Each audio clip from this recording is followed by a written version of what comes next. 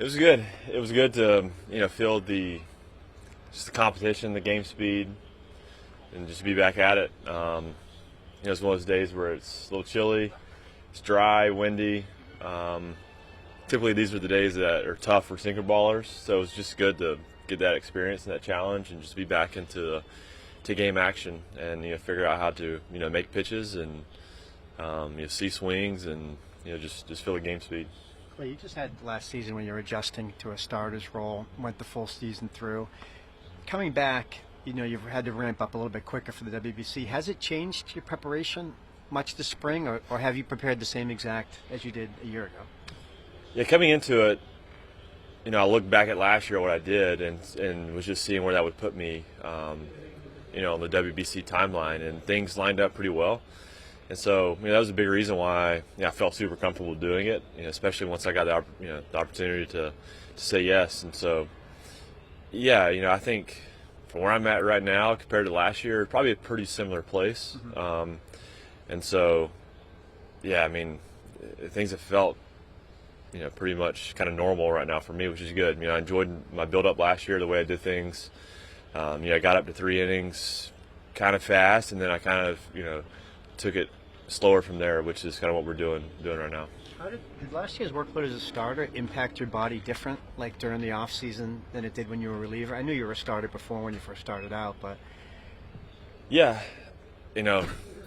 I was fortunate. I felt like I ended the year on a really good note, just physically, and that enabled me to kind of get some good work this off season. And so, from a physical standpoint, I feel things feel pretty similar, and I feel the same right now as I did coming into camp last year, which has been encouraging. I think it's definitely something I'm aware of. It's like, man, I know I did throw more innings. right. I can't just expect this, maybe the same things I did last year to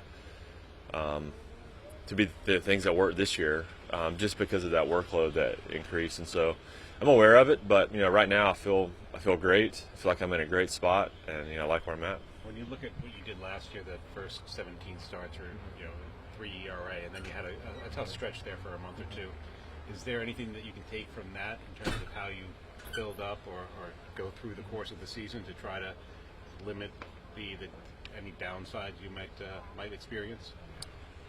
Yeah, there was definitely some stretches there where I feel like I could have been better, and I think being able to look back on those and learn from those moments will be big for this year. I think there wasn't just one thing. When I did hit some spells where maybe there was, I felt some of the innings add up, maybe delivery wasn't quite the same.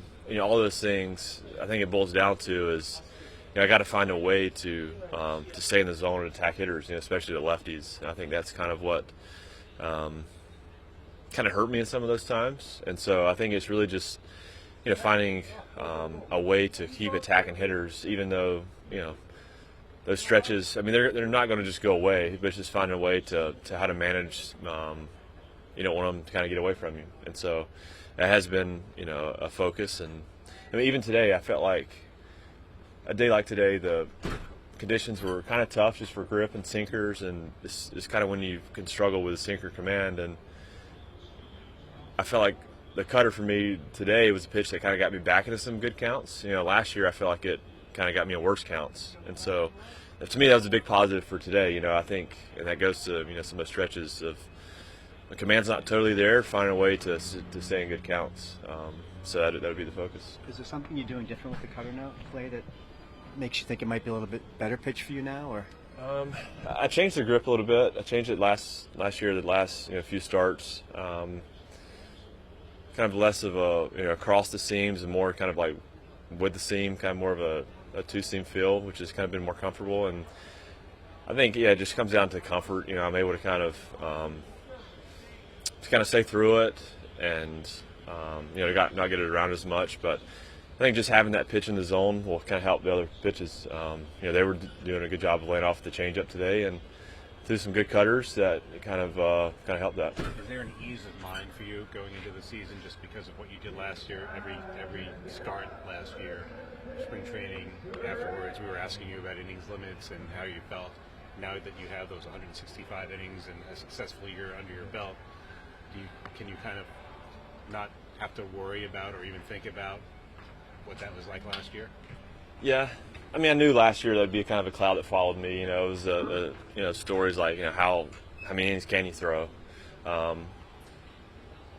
never kind of really doubted it myself, but yeah, I mean, it's nice maybe to know that you're capable of that. I'm capable of that, and so like I said, it doesn't make it any easier this year, but you do know it's there, and as long as I stay on the process and kind of keep doing the things I know I can do, then you really don't have to worry about the what ifs. So it'd be nice to go through this year and have something to build on.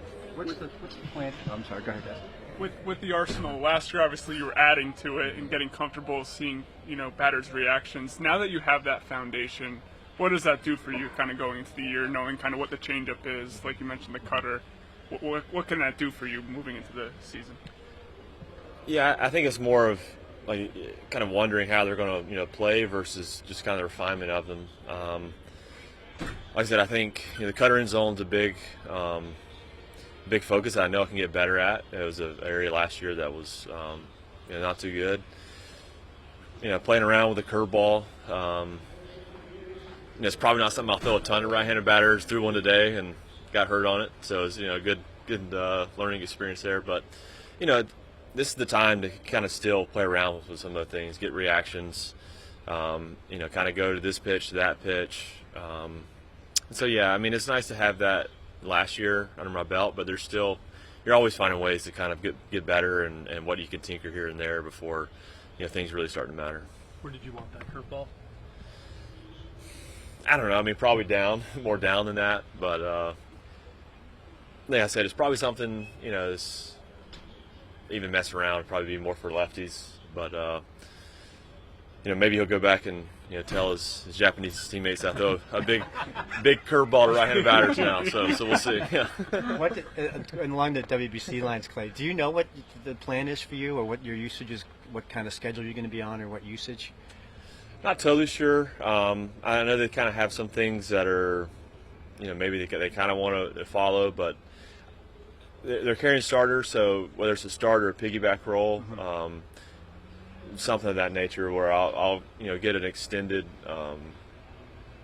pitch count basically, and so yeah, I think that's kind of what they're wanting to do is kind of run a starter and then run a piggyback and kind of see where that takes them. So I'll probably be one of those roles where I'm extended, maybe coming out of the bullpen. Did you see that Scooble just said he was going to make one start, I guess, and then he said he wanted to go back to camp after that. So I guess that was kind of curious that I mean, that's just kind of it runs into with what you guys are trying to get ready, right? I mean, different pitchers are getting ready at different ways, which is kind of a tough thing for the WBC, I guess, sometimes. Yeah. I mean, there's a lot of excitement around it right now, which is really cool to see. You got some of the game's best players that are playing in the tournament, which I think is going to be very fun, very entertaining, and there's also a balance of playing in this tournament, and obviously all the obligation you have here for your team, and if he thinks that's the best decision for him, then you probably can understand it. But there's still I'm still a New York Met. Every player's still a team with their team, so there's you got to take that into consideration to some degree, and if that's what he's felt best, that's his decision. Will you make another start here with the Mets before you go? Yeah. I'm not sure if it's 5 or 6 days, but I'll be another start here. Clay, was it as simple as they just contacted you to be on the team? Was there something else to it? Did you ask them about being on the team? Like, what was the kind of the genesis of that?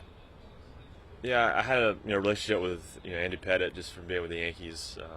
We stayed in contact a little bit, and he kind of threw some feelers out throughout the year last year, kind of where just kind of gauging interest and seeing where I was at, and that sort of thing. And once the off season came, things they were really starting to kind of hone in, what they wanted their roster to look like, and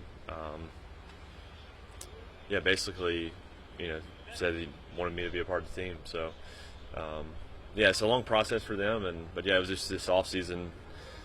was just asking me kind of where I was at with it still, and if I was something I wanted to do. So I was honored to get the opportunity to do this. To get a message like that from Andy Pettitte, when the discussion began, what did that mean to you? Or were you surprised at all, or did you kind of expect it? Yeah, I mean, obviously, I think the world of Andy. I mean, he's amazing human being. Obviously, what he's done in the game is incredible. To just have somebody like him to kind of believe in me and kind of be in my corner and want me to be a part of our team was special, and it definitely meant something. And so, I think just hearing from Andy and kind of knowing him and kind of who he is, made it even more special for sure. Did the hockey team get you fired up at all for the WBC watching them win yesterday?